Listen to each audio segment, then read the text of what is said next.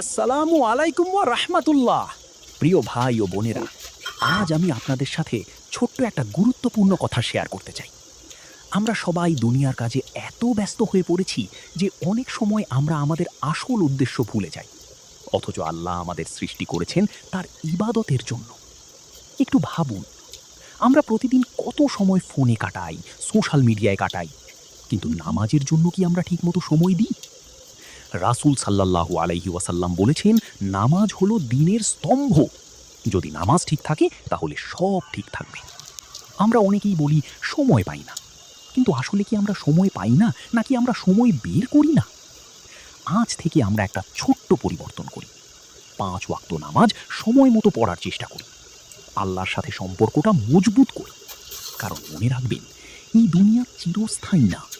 একদিন আমাদের সবাইকে ফিরে যেতে হবে আল্লাহর কাছে। তাই আসুন, আজ থেকেই আমরা বদলে যাই। ছোট ছোট আমল দিয়ে শুরু করি। নামাজ, দোয়া, কুরআন তিলাওয়াত।